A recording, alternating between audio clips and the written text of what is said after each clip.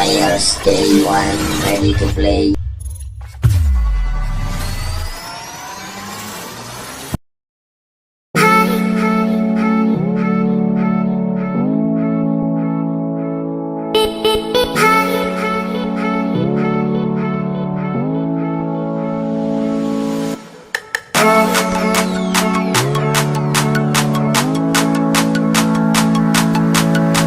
Langsung saja kita masuk ke konsentrasi yang kedua, yaitu konsentrasi simulation yang akan disampaikan oleh Ibu Hilya Mudrika ST MSc MPhil PhD. Kepada Ibu Hilya Mudrika ST MSc MPhil PhD, kami persilahkan. Terima kasih pada MC ya. Selamat pagi teman-teman semuanya. Saya izin share screen. Biasanya saya minta mahasiswa buat presentasi 10 menit. Sekarang saya dikerjain mahasiswa buat presentasi 10 menit saja gitu ya. Udah kelihatan belum ya? Udah ya. Tinggal saya zoom aja ya. Bentar, saya full screen. Oke, jadi nggak banyak sih saya akan cerita tentang apa sih current research interest saya gitu ya. Jadi pada intinya saya membagi current interest research saya itu pada 3 hal gitu ya. BOR, jadi Behavior Operation Research, mungkin kalau teman-teman S2 terutama ya, mungkin ambil pemodelan sistem atau udah ngambil agent based modeling atau sistem dynamics yang sedang diambil, pertemuan tentang behavior operation research, tapi misal belum ada yang tahu tentang BOR, nanti akan saya jelaskan sedikit tentang BOR. Lalu riset interest saya yang kedua tentang komunikasi resiko gitu ya. Dan yang ketiga adalah tentang gamifikasi. Mungkin teman-teman S2 ini kan karena audiensnya S2 gitu ya. Mungkin masih jarang nemu tentang apa sih itu gamifikasi, Bu, apa itu BOR, ini makanan apa lagi nih gitu ya. Nah, saya akan jelaskan satu persatu gitu ya, riset interest saya dan contoh-contoh riset yang udah dijalankan oleh baik teman-teman di S1 maupun teman-teman di S2 gitu ya. Nah, yang tentang BOR, jadi mungkin teman-teman udah belajar tentang pemodelan sistem, udah belajar tentang simulasi gitu ya, baik DS mau sysdin mau agent based modeling. Nah, teman-teman udah belajar tuh tentang, sebenarnya udah belajar bagian dari BOR. Jadi BOR sendiri itu bagian dari OR atau present research, karena memang tadi seperti yang dikatakan Mas Zulfi ya kalau nggak salah ya MC-nya ya, saya adalah bagian dari OR, Operation Research, di mana teman-teman juga sudah paham ya tentang OR sendiri, banyaknya berhubungan dengan metode-metode analitik atau berhubungan dengan optimasi, dengan sistem modeling gitu ya. Nah, tapi apa itu BOR? Jadi BOR itu ada 2 stream gitu ya, ada 2 cabang sebenarnya. Cabang pertama adalah tentang memodelkan perilaku manusia, yang biasa teman-teman udah belajar tentang ABM, tentang sistem dynamics, tentang DES gitu ya. Nah, salah satu mahasiswa saya gunakan itu salah satunya itu. Jadi ada yang mendevelop agent based modeling gitu ya. Contohnya untuk kasus COVID yang terakhir ya oleh Dio gitu. Lalu ada juga yang pakai sistem dynamics. Salah satu mahasiswa saya ada yang fast track, dia pakai sistem dynamics untuk memodelkan. Mohon maaf ya, bentar ya ada gangguan sebentar.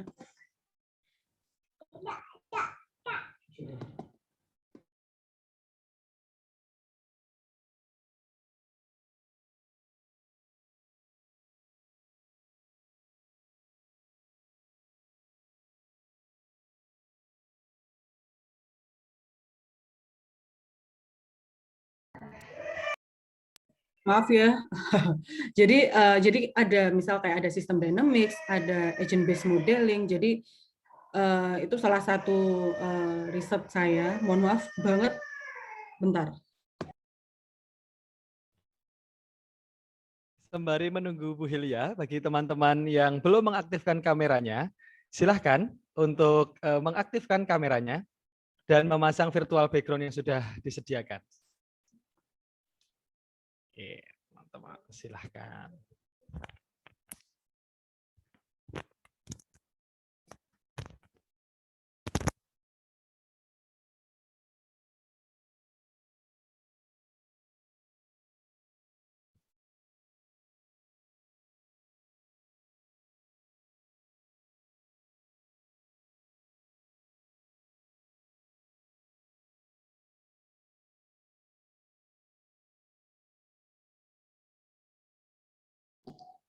Oke, maaf. Nah, jadi riset saya itu ada di bagian semacam bikin simulasi. Sistem dynamics contohnya adalah yang dikerjakan oleh salah satu mahasiswa fast track saya, dia bikin sistem dynamics tentang rantai pasok di darah. Kebetulan pembimbingnya juga ada Bu Maike di sini. Atau agent based modeling juga saya bikin bersama salah satu mahasiswa S2 saya untuk melihat pemodelan dalam COVID, gitu ya. Nah, tapi di BOR sendiri itu kita nggak cuma ngomongin tentang memodelkan sistem aja dengan simulasi, tapi bagaimana kita memperlihatkan sisi manusianya gitu. Jadi karena yang bikin model itu manusia, pasti ada keterbatasannya gitu ya. Jadi bisa saja karena kita seorang modeler gitu ya, karena background-nya adalah teknik industri biasa modeler, kita nggak lihat siapa sih user kita, siapa yang akan pakai model kita. Apakah user kita tuh paham nggak sih sama apa yang kita bikin? Jangan-jangan kita udah bikin kompleks, udah bikin susah-susah, nggak paham, nggak applicable. Jadi salah satu yang akan dilihat di sini adalah kegunaan dari sebuah modelnya, gitu ya. Dan di sini adalah missingnya adalah tentang bagaimana berkomunikasi dengan si dari klien dan si modelernya itu yang kadang missing dalam mendevelop OR teknik gitu ya, develop dari simulasi salah satunya gitu. Nah, jadi yang BOR ini lebih ke aja, nggak cuma gunain tools OR-nya aja, tapi kita juga mengconsider gimana sisi human-nya di sini. Nah, jadi sebenarnya BOR ini kalau bisa dikatakan adalah dia kombinasi antara OR dan ergonomi. Jadi banyak juga penelitian-penelitian BOR dari mahasiswa saya ini, mereka menggunakan, misal salah satu yang baru aja di sidang adalah dia menggunakan, saya coba menggunakan tools usability, mungkin udah teman-teman yang ambil HCI dan usability gitu ya, udah cukup familiar gitu ya. Nah, bisa dengan menggunakan tools usability untuk mengevaluasi dari sebuah modelnya. Dan yang terkini ada 2 mahasiswa saya, mereka akan menggunakan eye tracking gitu ya, atau bisa juga menggunakan EEG gitu ya untuk melihat apakah benar-benar user atau non user dari simulasi ini paham nggak sih atau dapat insight nggak sih, tapi dengan tools tersebut. Gitu ya, ini salah satu contoh dari penelitian BOR gitu ya, contohnya pengen lihat gimana sih apakah orang tuh dapat insight nggak sih dari setelah mengerjakan simulasi. Jadi di sini bukan teman-teman nggak cuma bikin simulasi, jadi ada 2 stream di BOR, yaitu bikin simulasinya sendiri itu another thing, dan things lainnya adalah mengevaluasi dari modelnya. Terus mesti tanya, jadi kita harus bikin simulasinya dulu terus dievaluasi? Belum tentu. Jadi teman-teman bisa gunakan simulasi dari yang sudah ada, lalu teman-teman lakukan evaluasi dengan salah satunya toolsnya bisa menggunakan eksperimen dan lain sebagainya. Nah, itu yang pertama. Yang kedua adalah tentang risk communication. Di sini macam-macam sih. Saya lebih ke kepercayaan. Jadi mungkin teman-teman tanya apa itu percaya. Jadi kalau orang dikatakan percaya, dia akan mengikuti semua instruksi dari yang dia percaya tanpa ada tanpa ada ragu-ragu gitu ya. Jadi misal saya percaya sama MC-nya tadi Mas Yulfi gitu ya, ya saya akan lakuin apapun gitu. Misal nih Mas Yulfi loncat pagar gitu, saya juga akan loncat pagar karena saya percaya nggak akan ada resiko di setelahnya gitu ya. Nah, maksudnya kepercayaan di sini, maksudnya communication di sini kayak apa butuh riset-risetnya gitu ya. Salah satunya adalah tentang trust di bencana. Nah, ini adalah salah satu topik riset S3 saya. Jadi bagaimana sih sebenarnya perilaku orang terhadap kepercayaannya ini, terutama ketika bencana gitu. Apakah orang itu cenderung percaya sama pemerintah, percaya sama diri sendiri, atau percaya sama temannya dan lain sebagainya gitu ya. Kenapa itu penting? Apa hubungannya sama TI gitu ya? Karena nantinya ini bisa digunakan sebagai input gitu ya, sebagai input ketika teman-teman bikin model, let's say model agent based modeling seperti itu. Atau bisa juga, misalnya ini banyak banget nih kalau yang lagi S1 entah kenapa banyak banget. Udah habis ya waktunya ya? Ada suara. Nah, banyak juga tentang kepercayaan apakah perilaku kepercayaan masyarakat terhadap halodoc, terhadap investasi gitu ya, apalagi generasi milenial sekarang kan lagi into tentang investasi, jangan-jangan orang itu latah gitu ya terhadap investasi. Nah, itu bisa juga penelitian dari situ. Nah, yang terkini dari sekarang adalah saya lebih suka tentang lihat perilaku antar generasi sih. Maksudnya Gen Z, Gen Y, Gen X, terutama ketika COVID ini. Ini salah satu penelitian dari mahasiswa saya juga lagi meneliti tentang gimana sih kepercayaan dari Gen Z ini ketika COVID-19. Nah, ini lagi-lagi bisa dipakai untuk apa? Salah satunya nantinya akan bisa jadi masukan untuk simulasi agent based modeling gitu ya. Nah, ini risk communication yang salah satunya adalah outputnya gitu. Nah, mungkin teman-teman ini sekalian promosi ya. Teman-teman bisa nonton tuh salah satu film The Pengabdian yang mana ini sebenarnya terinspirasi dari penelitian dari hoax gitu ya. Hoax saat COVID. Nah, kita coba untuk ngemas itu ke dalam edukasi masyarakat dalam sebuah film yang kerjasama sama Humas Jogja. Nah, terus yang ketiga, riset interest saya adalah tentang gamifikasi. Apa itu gamifikasi? Saya nggak perlu akan, sebenarnya ada videonya gitu ya, tapi saya nggak akan jelasin. Tapi mungkin teman-teman familiar dengan Waze gitu ya, yang dulu sempat booming gitu ya sebelum 2-3 tahun lalu apa sekarang masih ada. Saya udah lama nggak pakai gitu ya. Tapi kalau teman-teman lihat di Waze gitu kan ada levelingnya gitu. Atau di GoFood juga sekarang udah mulai ada gamifikasi seperti ini gitu ya. Nah, apa sih gamifikasi? Gamifikasi itu adalah strategi bagaimana sebuah sistem, sebuah service atau organisasi itu meningkatkan sistemnya gitu ya, dengan menggunakan sebuah game gitu. Nah, salah satu yang lagi dikerjakan adalah dengan kolaborasi riset dengan Heriot Watt di University di Edinburgh. Jadi ada dengan Pak Budi Hartono di TI dan ada salah satu dosen di PWK gitu ya. Kita coba membuat sebuah game di mana game itu untuk mengedukasi masyarakat di Merapi gitu ya untuk evakuasi gitu. Nah, gunanya apa? Gunanya di sini adalah kita ingin dengan adanya game ini orang teredukasi gitu. Nah, ngomongin tentang simulasi, balik lagi tentang simulasi. Jadi simulasi ini nggak terbatas teman-teman, nggak terbatas Mohon dengan. maaf Bu Hilya. Sorry, udah habis ya?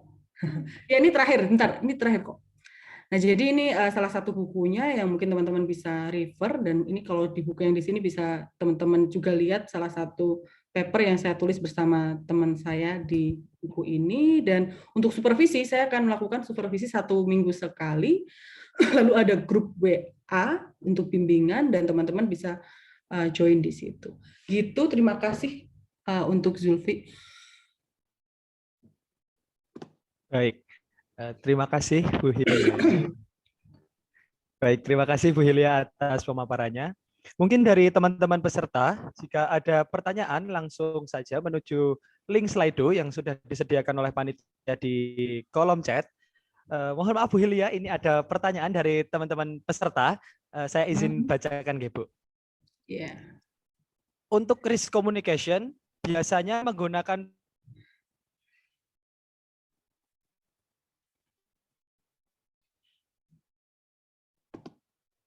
Halo.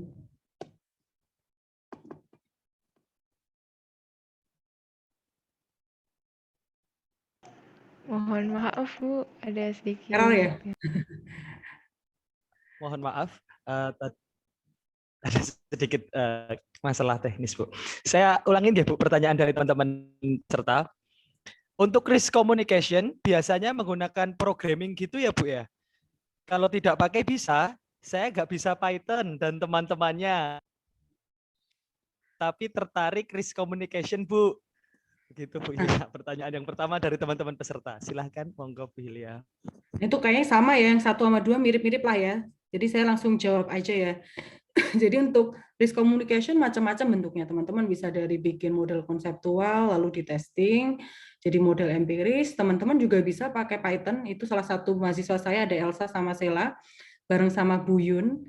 Kita coba bikin salah satunya adalah pakai Python gitu ya Bu Yun ya. Jadi kita coba untuk deteksi hoax gitu ya, tapi bukan dengan kita pakai BRB, Bayesian Rule Based gitu ya. Itu juga bisa. Dan ada satu lagi mungkin kalau andai kata teman-teman tertarik dengan risk communication, itu juga bisa tentang sistem dynamic, salah satu yang dikerjakan oleh Putri itu tentang risk communication juga. Jadi macam-macam bentuknya. Jadi misal takut Python, kenapa takut? Ketika teman-teman misalnya metodenya yang bisa dipakai Python nih gitu, bukan, salah satu tools yang bisa dipakai adalah Python gitu ya. Nah, ya kenapa nggak belajar gitu? Kan teman-teman malah dapat sesuatu yang baru ketika teman-teman ngambil tesis gitu. Jadi ya, atau belajar tentang sistem dynamics, malah teman-teman ketika selesai nanti dapat hal baru gitu. Tapi sebenarnya in general sistem risk communication bisa dilakukan dengan banyak hal sih, nggak mesti bisa Python atau nggak mesti bisa simulasi tertentu. Gitu sih jawabannya. Begitu Zulfi.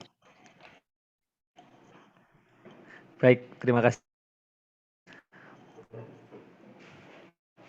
Mungkin jika teman-teman, karena waktunya sangat terbatas, jika teman-teman ada pertanyaan lebih lanjut mengenai simulasi dan konsentrasi tentang Bu Hilya, bisa saja teman-teman bisa langsung tanyakan ke Bu Hilya atau berdiskusi langsung dengan Bu Hilya gitu, Ibu.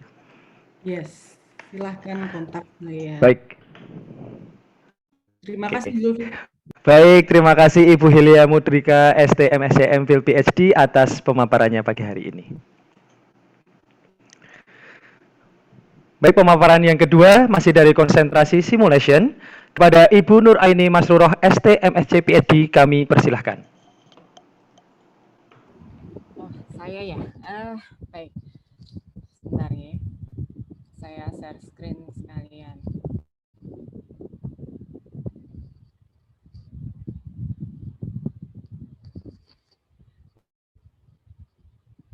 Ya, baik. Selamat pagi. Assalamualaikum warahmatullahi wabarakatuh. Terima kasih untuk kesempatannya. Mudah-mudahan suara saya bisa didengarkan dengan bagus ya. Kalau tadi Bu Hilya tuh slide-nya sampai 20-an sekian. Kalau saya lihat, ini saya slide-nya hanya 5, itu pun 2 judul gitu ya. Jadi intinya tuh cuma 1 slide sebenarnya. Jadi mungkin mudah-mudahan 5 menit selesai begitu. Baik, jadi ini sedikit kenalan. Jadi tadi sudah disebutkan ya, ini karena mungkin saya belum mengajar untuk yang mahasiswa angkatan tahun ini ya, tahun semester 1 ya, karena mungkin nanti ketemu saya di semester 2. Jadi saya S1-nya dari UGM, kemudian S2-nya saya dari University of Manchester, S3-nya dari NUS Singapura. Kemudian setelah itu mendapat gelar insinyur juga dari PSPPI UGM ya, program profesi insinyur. Nah, baik. Jadi kalau kita lihat roadmap, saya buka aja semuanya sekalian. Nah, jadi bidang saya tadi disampaikan operations research ya. Nah, operation research sendiri kalau misalnya kita lihat ya, by definition itu sebenarnya adalah ilmu yang mempelajari tentang aplikasi atau penerapan advanced analytical method. Yang targetnya itu adalah untuk membantu pengambilan keputusan yang lebih baik. Nah, sehingga di dalamnya itu memang diperlukan beberapa teknis ya, yaitu antara lain mathematical science, seperti mathematical modeling, statistik, mathematical optimization, dan uniknya di sini juga memasukkan unsur bisnis dan manajemen. Sehingga targetnya itu memang ke optimal atau near optimal solution. Nah, di situ kalau dari saya sendiri ini secara umum ada 4 stream ini ya bidang riset saya. Yang pertama itu adalah saya mulai dari sisi kiri dulu ya, revenue management. Revenue management ini dari namanya saja mungkin sudah kebayang ya. Jadi revenue tentang bagaimana kita bisa meningkatkan revenue gitu, meningkatkan revenue dari sistem kita. Nah, mungkin yang menariknya di sini kenapa kok revenue ya yang menjadi sorotan? Kenapa kok bukan profit gitu ya? Seringkali kan yang menjadi target itu kan profit gitu ya. Nah, kenapa sih kok bukan profit tapi revenue gitu? Nah, ini karena strategi-strategi yang dipilih dalam revenue management itu adalah costless strategi. Jadi strategi-strategi yang kalau bisa itu tidak ada additional significant cost. Jadi tidak ada significant additional cost. Jadi tidak ada penambahan biaya yang signifikan. Nah, sehingga strateginya bukan yang bersifat investasi gitu ya, sehingga lebih kepada strategi-strategi yang bisa diatur sehingga profitnya bisa maksimal.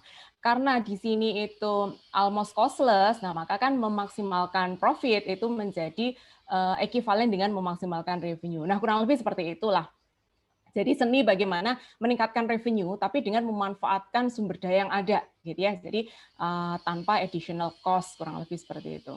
Nah, di sini topik-topik yang sedang dikerjakan antara lain adalah optimum pricing strategy, kemudian integrated cargo passenger and line livery management. Nah, kurang lebih itu, gitu. Itu yang pertama. Kemudian stream yang kedua kita naik ke atas. Ini adalah supply chain configuration. Nah, di sini ini lebih kepada supply chain network ya. Kita mengevaluasi jaringan rantai pasok begitu. Nah, di mana di sana mengintegrasikan antara production, distribution, dan inventory dan juga scheduling. Kemudian selain itu juga yang sekarang ini sedang kami kerjakan itu terkait dengan supply chain resilience. Nah, khusus untuk ini ya, bidang supply chain resilience, ini kebetulan untuk tahun ini dan insya Allah untuk 2 tahun ke depan. Jadi untuk 3 tahun ke depan ini ada funding ya dari Kemenristek Green, kalau sekarang udah digabung ya jadi Kemendikbud, cuman waktu SK-nya ini keluar masih pisah ini ya, Kemenristek Green ini. Jadi ini kontrak penelitian insya Allah untuk 3 tahun, tapi evaluasi per tahun begitu. Nah, sehingga kalau misalnya join di grup ini, insya Allah dalam 3 tahun ke depan itu tidak ada financial issue lah gitu ya, sudah tergaransi, sudah ada funding di sana. Gitu. Nah, kemudian untuk yang supply chain configuration ini tadi ya beberapa papers juga sudah dihasilkan di sini untuk yang integrated production inventory dan scheduling itu. Kemudian yang supply chain resilience itu intinya sekarang itu kan ini ya disruption, ada gangguan gitu ya. Gangguan itu adalah sesuatu yang nggak bisa dihindari. Nah, sekarang bagaimana ya? Bagaimana strategi kita gitu ya, strategi yang terbaik gitu untuk menghadapi gangguan itu sehingga tidak mengganggu sistem pasokan kita. Nah, kurang lebih idenya seperti itu. Nah, strateginya macam-macam. Nah, dari strategi itu, itulah yang kita gali gitu. Nah, sehingga memang di sini risetnya itu saat ini memang sedang berkembang dan terus kita gali strateginya itu banyak, mulai dari strategi pencegahan gitu ya. Pencegahan artinya sebelum terjadi disrupsi itu juga strateginya banyak. Kemudian itu mitigasi ya, mitigasi. Kemudian juga ketika ini pas terjadi disrupsi gitu. Jadi kalau misalnya terjadi disrupsi itu respon kita bagaimana itu juga strateginya banyak. Nah, sehingga di sana risetnya adalah dimulai dari melihat topologi dari supply chain-nya, kira-kira struktur jaringan yang seperti apa sih yang resilient gitu ya. Jadi jaringan supply chain yang seperti apa sih yang tangguh kira-kira. Nah, sehingga kalau misalnya kita akan mengevaluasi ada suatu company, ternyata jaringan supply chain-nya seperti ini, kita lihat ini kok lemah ya, kemudian dievaluasi, oh titik lemahnya di mana. Nah, sehingga kita bisa mengimprove di titik lemah itu. Nah, ini beberapa contoh gitu ya. Itu yang supply chain configuration, kita geser lagi ke kanan, itu data science. Ini sudah kami pakai misalnya untuk clustering, forecasting, dan saat ini yang sedang kami kembangkan itu adalah menggali needs identification. Jadi kita kalau dalam product design itu kan tahapan pertama itu kan need identification. Ini irisan kerjasama dengan Pak Subagio, mungkin besok beliau akan presentasi ya. Ini adalah bagaimana kita mengcapture gitu ya needs dari customer gitu dari informasi yang tersebar di media sosial. Jadi kita dari sana kemudian kita simpulkan gitu ya kira-kira customer itu perluannya apa. Baik, yang terakhir decision analysis. Nah, kalau decision analysis ini ada seperti mirip dengan Bu Hilya tadi ya, yaitu ini irisan antara OR dengan ergonomi. Jadi bagaimana kita memasukkan human cognition ya dalam keputusan yang kita ambil. Jadi terkadang kan keputusan yang kita ambil itu seringkali tidak bisa langsung diterapkan karena ada hal-hal subjektif yang bisa mempengaruhi. Nah, di sini kemudian kita libatkan itu secara eksplisit ya dalam proses pengambilan keputusan. Antara lain itu multiple criteria decision making, group decision making under uncertainty, dan seterusnya. Domain aplikasinya macam-macam, ini yang di manufaktur, service, IKM gitu ya, kemudian dan juga pertanian. Nah, ini beberapa mahasiswa saya, topik ini saya ambilkan dari topik-topik mahasiswa saya ya, ini untuk mahasiswa S3. Itu yang pertama sebenarnya reverse logistik. Yang kedua itu adalah halal supply chain traceability framework. Jadi ini melacak kehalalan gitu ya dalam suatu rantai pasok. Nanti ada ketika ada gangguan di rantai pasok mana, nah ini bisa kita lihat begitu. Kemudian yang ketiga tadi airline revenue management untuk integrated passenger cargo shipment. untuk yang early stage prediction untuk product design tadi.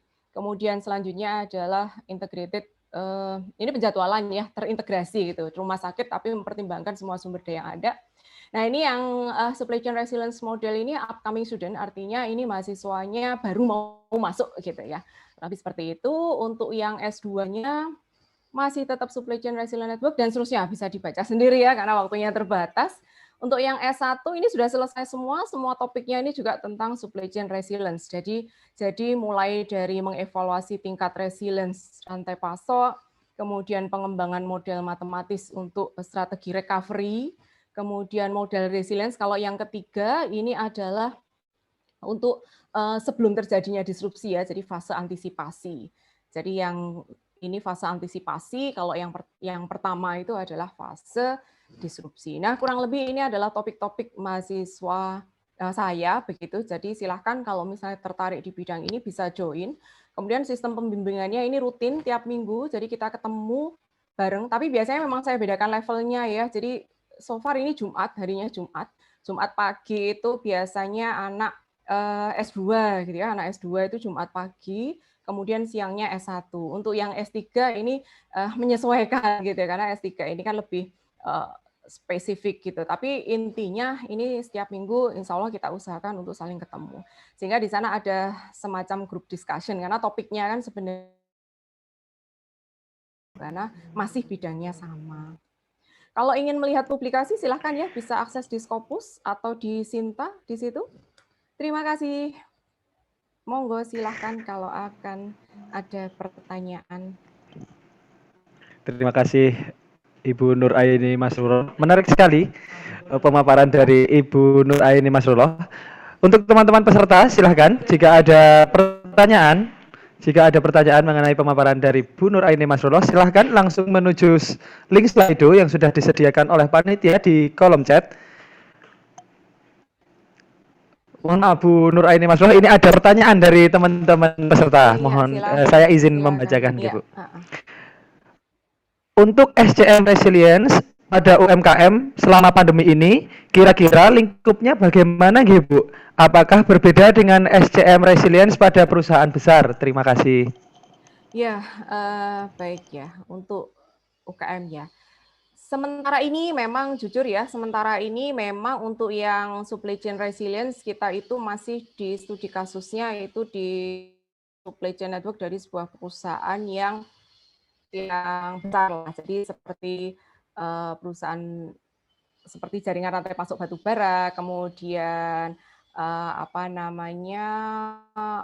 oil and gas ya, oil company, kemudian seperti kalau misalnya aparel itu Adidas seperti itu, memang yang besar seperti itu.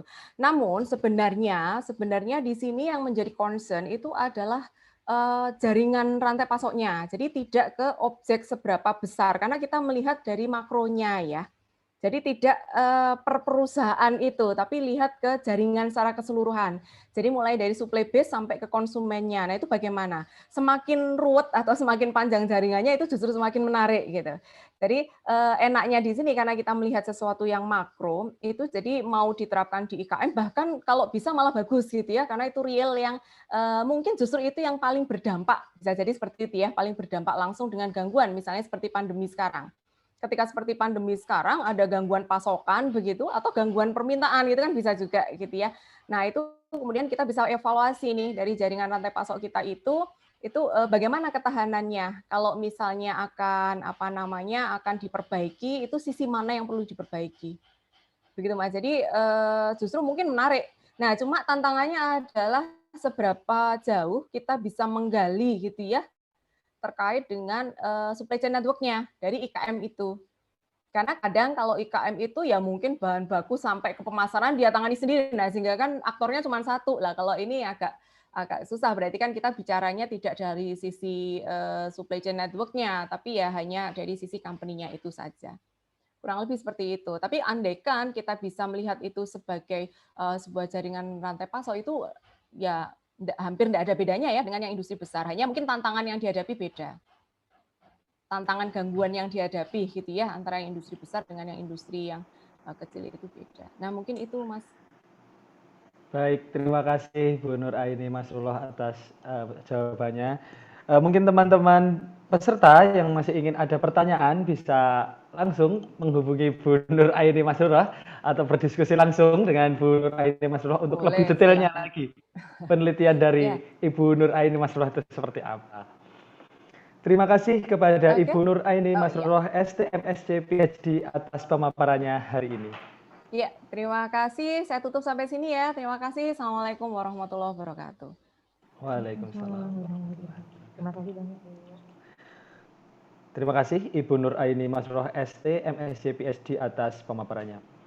Pemaparan selanjutnya akan disampaikan oleh Ibu Yun Prihantina ST, MSc PhD. Kepada Ibu Yun Prihantina ST, MSc PhD, kami persilahkan. Ya, matur suwun Mas MC. Ya, selamat pagi Bapak Ibu dosen dan teman-teman mahasiswa. Saya share screen dulu ya.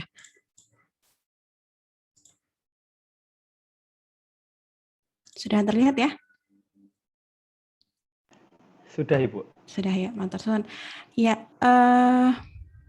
mungkin insya Allah ini sudah pernah ketemu di kuliah ya. Kemudian beberapa hal yang akan saya sampaikan di sini sebenarnya berkaitan dengan apa yang menjadi research interest gitu ya. Sebelumnya mungkin kenalan dulu gitu, S1, S2 saya dulu ikut fast track program di TI UGM, kemudian S3 saya di Alliance Manchester Business School di University of Manchester. Beberapa research interest saya ini dibentuk gitu ya ketika saya skripsi, tesis, kemudian sampai juga di disertasi S3. Jadi pas S1, S2 saya berguru dengan Bu Aini gitu ya di revenue management, kemudian optimization, game theory. Kemudian di S2 juga masih melanjutkan di bidang-bidang tersebut. Kemudian di S3 saya bergeser gitu ke machine learning dan juga sebenarnya saya tanda kurung gitu ya interpretable machine learning karena memang concern saya adalah develop interpretable machine learning dan otomatis ketika develop dan metodenya itu adalah comparing gitu ya antar algoritma machine learning, jadi otomatis juga kita belajar tentang machine learning itu sendiri dan metode-metode yang sudah established gitu. Kemudian yang kedua, selain juga belajar tentang interpretable machine learning, saya juga banyak melakukan riset di inferential modeling and prediction. Kalau kuliah saya di komputasi dan pemrograman sebenarnya sudah saya kenalkan small part aja ya, small part dari inferential modeling and prediction. Salah satunya tentang evidential reasoning, kemudian juga ada belief rule based yang juga tadi Bu Hilya sempat sampaikan ya, belief rule based untuk memprediksi hoax di COVID gitu. Kenapa kemudian mungkin saya nggak banyak cerita tentang apa yang riset yang saya lakukan, tapi kenapa saya beralih gitu ya ke interpretable machine learning, kenapa nggak machine learning aja gitu. Nah, kalau teman-teman dengan machine learning, teman-teman pasti sudah pernah mendengar gitu ya, ada supervised machine learning dan lain sebagainya, kemudian juga ada reinforcement learning. Nah, model-model yang sudah ada gitu ya, yang sudah ada saat ini dan kemudian dengan isu-isu juga yang berkembang selama ini gitu ya. Jadi machine learning kan dipakai itu untuk banyak hal ya, untuk deteksi kesehatan gitu ya, untuk diagnosa penyakit, kemudian juga di law, di hukum, kemudian juga ada di kalau di mobil-mobil yang autopilot gitu ya, itu juga menggunakan machine learning. Nah, kemudian muncul ada beberapa isu yang terjadi di sana gitu ya, seiring dengan berkembangnya machine learning ini. Kalau teman-teman lihat di bagian word cloud-nya gitu, ada beberapa hal yang di-highlight di sana. Salah satunya adalah transparency, explainability, kemudian juga learning, robustness gitu ya. Yang intinya adalah kata-kata ini merujuk pada salah satu yang kita sebut dengan interpretability. Bagaimana kita bisa tahu machine learning itu bekerja dan mengeluarkan prediksinya gitu ya. Kemudian juga bagaimana machine learning itu bisa robust gitu ya. Jadi kalau ada data outlier dan lain sebagainya, dia tetap bisa perform gitu. Nah, itu ada dalam konteks interpretability. Lalu kenapa saya bergeser ke interpretability, kata interpretable machine learning? Salah satunya adalah model yang sekarang ini itu berada di dua apa istilahnya, dua ujung gitu ya. Satu ujung adalah interpretability, satunya adalah akurasi. Banyak model kompleks machine learning yang akurasinya sangat tinggi, tetapi ketika ditanyakan bagaimana behind the scene-nya, kenapa katakanlah neural networks itu mengeluarkan prediksi itu interpretability atau tingkat explainability-nya masih kurang gitu ya. Sehingga dan juga interpretable machine learning yang sudah ada kayak regresi, naive bayes, decision tree, key nearest neighbors dan seterusnya itu memiliki interpretability yang cukup baik. Jadi ada komponen-komponen dalam model itu yang bisa menjelaskan misalkan tentang faktor mana yang paling dominan dalam prediksi dan seterusnya, tetapi memiliki akurasi yang rendah. Nah, di sini kenapa sih interpretability itu menjadi concern gitu ya. Jadi kalau kita membuat model, membuat mesin prediksi, tetapi kita tidak bisa menjelaskan dari mana mesin itu bekerja gitu ya, atas background apa atau atas proses apa, maka human trust itu tidak ada. Dan akhirnya ketika human trust itu menurun, model acceptance-nya juga menjadi tidak ada. Ketika model acceptance-nya nggak ada, pasti orang juga akan enggan menggunakan itu. Selain itu juga adanya keterbatasan gitu ya, ketika kita menggunakan model kompleks, kita tidak bisa mengekstraksi scientific findings atau mengekstraksi knowledge, atau juga kita tidak bisa melakukan learning transfer gitu ya dari data-data yang sudah kita punya itu. Nah, di sini akhirnya kalau teman-teman lihat ya, sekarang kan sudah banyak ya di negara maju juga menggunakan machine learning atau AI gitu untuk diagnosa gitu ya dan menentukan treatment planning gitu. Nah, itu banyak yang kemudian paper-paper yang membahas apakah kita memiliki hak untuk menolak gitu ya hasil dari AI itu. Nah, itu yang menyebabkan saya akhirnya beralih gitu ya ke interpretable machine learning. Dan karakter apa sih kasus yang kemudian membutuhkan interpretability yang cukup baik gitu ya. Biasanya kasus-kasus yang berkaitan erat dengan kemanusiaan gitu ya. Kayak tadi memprediksi, mendiagnosa penyakit, kemudian menentukan treatment planning ketika ada seorang yang sakit dan seterusnya, itu kan berkaitan erat dengan isu kemanusiaan. Di lain contoh misalkan seperti di law gitu ya, di bidang hukum juga sama, ada isu-isu kemanusiaan yang sebenarnya menjadi poin utama di sana. Nah, pada saat saya S3 gitu, model yang saya buat gitu ya sudah diaplikasikan untuk beberapa aplikasi, salah satunya adalah untuk busy diagnosis, kemudian juga business management. Waktu itu saya juga memprediksi untuk yang berkorelasi dengan revenue management ya, kemudian juga di politics.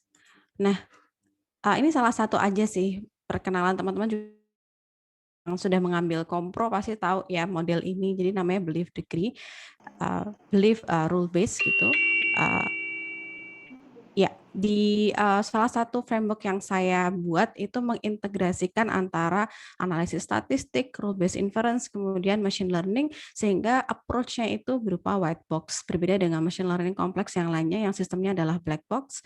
Maka ketika kita punya white box approach, kita bisa membuat machine learning yang transparan gitu ya prosesnya dan memiliki fitur-fitur model yang interpretable. Salah satu yang sedang dikerjakan saat ini dengan Bu Hilya dan teman-teman tim mahasiswa S2 itu adalah kita buat buat detektor hoax gitu ya, tapi bukan itu fungsi utamanya, tetapi kita ingin mengekstraksi knowledge dari model yang sudah kita bangun tadi itu gitu. Jadi kalau misalkan kita sudah tahu nih karakter-karakter atau kata-kata seperti apa sih yang muncul di berita yang hoax. Dari situ kalau kita sudah ekstraksi knowledge-nya, maka kita bisa deliver knowledge itu ke masyarakat umum gitu ya. Jadi mereka nggak perlu susah-susah untuk nyari ini hoax atau tidak atau dengan mesin detektor gitu ya. Jadi ketika sudah ada knowledge-nya, maka kita bisa juga memberikan knowledge itu ke masyarakat umum. Mungkin itu dari saya, teman-teman. Terima kasih atas perhatiannya. Assalamualaikum warahmatullahi wabarakatuh. Monggo kalau ada pertanyaan. Waalaikumsalam warahmatullahi wabarakatuh. Terima kasih Bu Yun atas pemaparannya. Monggo teman-teman peserta yang ingin bertanya mengenai konsentrasi atau fokus dari Bu Yun bisa langsung menuju ke kolom chat dan menuju ke link Slido yang telah disediakan oleh teman-teman panitia. Monggo silahkan dari teman-teman peserta jika ada pertanyaan bisa langsung menuju kolom chat dan menuju link Slido yang telah disediakan oleh teman-teman panitia.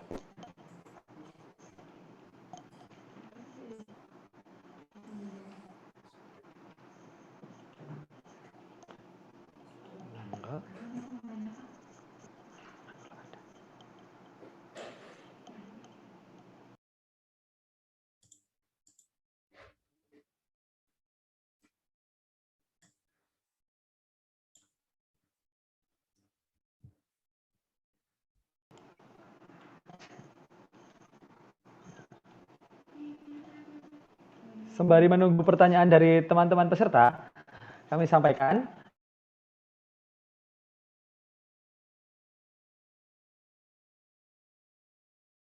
besok tanggal 16 Juni tahun 2021. Diharapkan seluruh peserta yang hadir pada hari ini besok dimohon untuk hadir kembali di acara IELTS hari kedua. Kemudian teman-teman peserta yang belum menyalakan kamera, kami mohon untuk menyalakan kameranya dan mengaktifkan virtual background yang telah dikirimkan oleh teman-teman panitia.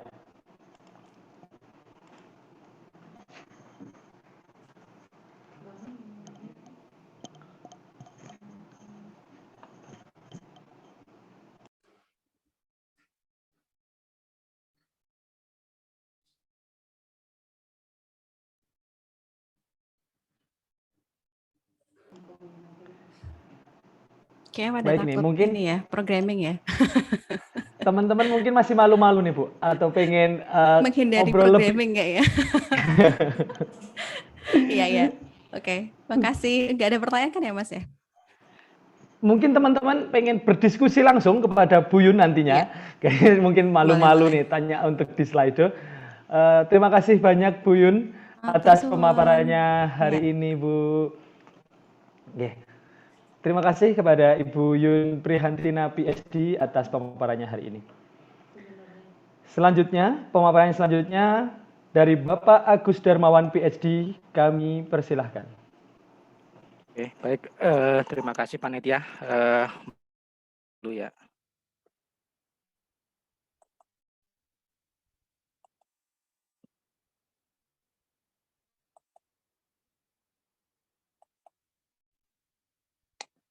Sudah terlihat ya?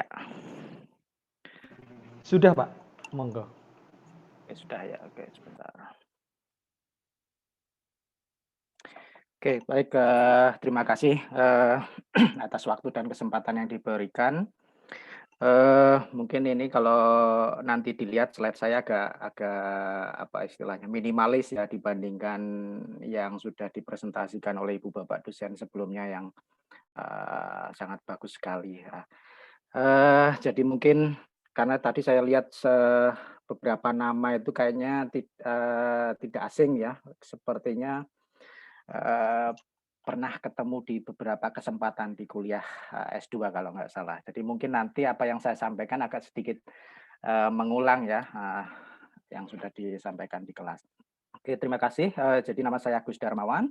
Kebetulan di sini saya masuk di dalam grup di Laboratorium Simulasi dan Komputasi, sehingga nanti mungkin apa yang saya sampaikan ini saya coba hubung-hubungkan dengan simulasi dan komputasi ya.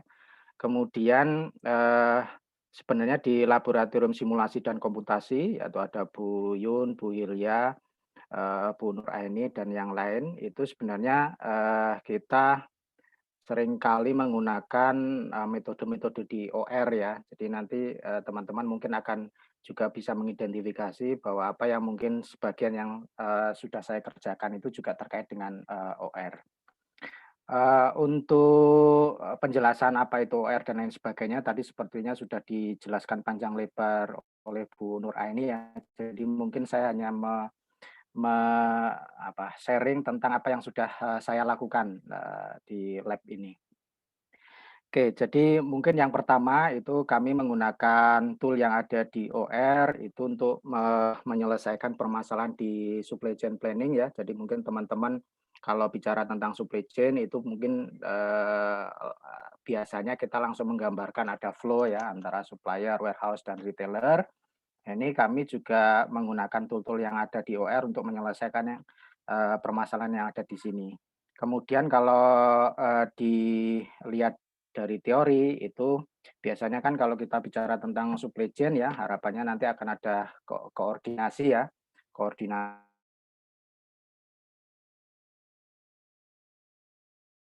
kembali itu koordinasi itu juga ada macam-macamnya ya. Jadi misalkan di sini itu terkait dengan internal coordination ya. Jadi misalkan kalau kita bekerja di suatu pabrik itu kan kadang-kadang ada divisi ya, ada divisi produksi, marketing, dan lain sebagainya.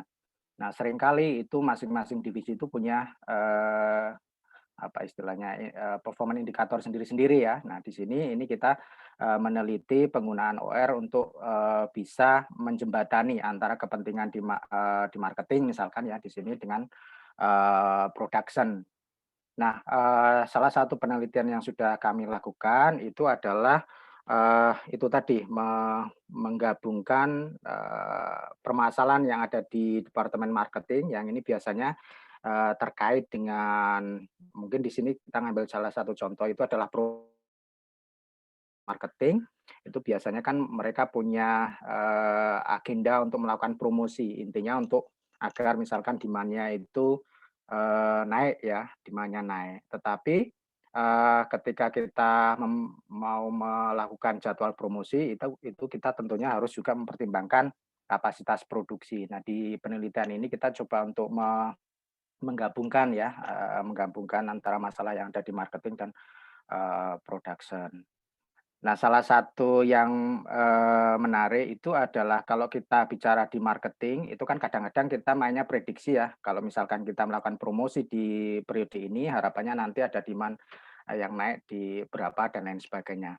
Nah, seringkali itu kan biasanya kalau kita prediksi peramalan ya, itu menggunakan metode-metode yang mungkin teman-teman sudah banyak kenal ya, ada moving average, kemudian metode naif dan lain sebagainya. Tetapi kalau di literatur khususnya di marketing itu ternyata mereka juga punya demand model ya. Jadi ketika memperkirakan ini ya apa namanya jadwal promosi, mereka juga kayak memperkirakan kemungkinan akan ada forward buying ya. Jadi kalau misalkan kita ilustrasi ya, kita ilustrasikan promosi di sini, mungkin nanti akan ada sebagian customer yang di periode yang akan datang itu dia mempercepat pembeliannya gitu ya, mempercepat pembeliannya karena ada promosi gitu ya, sehingga ada kemungkinan nanti demand-nya mungkin turun karena sebagian sudah ketarik ke sana. Jadi ada forward buying ya istilahnya. Mungkin teman-teman kalau misalkan saat ini kalau misalkan kondisi normal ada promosi mungkin nggak beli gitu ya. Tetapi ketika ada promosi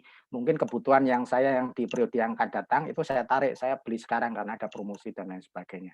Nah, ini kemudian kita coba gabungkan mekanisme yang ada di marketing itu dengan yang di production yang salah satunya itu di sales and operation planning ya. Jadi ini sebenarnya bukan istilah baru ya. Ini kalau kita di apa namanya di TI ini biasanya aggregate planning sebenarnya. Nah, ini ilustrasinya ya di demand modelingnya. Ini sebenarnya kita banyak hal yang perlu kita pertimbangkan. Jadi ketika customer beli itu tidak hanya berdasarkan harga, itu kadang-kadang juga berdasarkan dia apa konsumsinya, kemudian loyalty dan lain sebagainya. Jadi mungkin kalau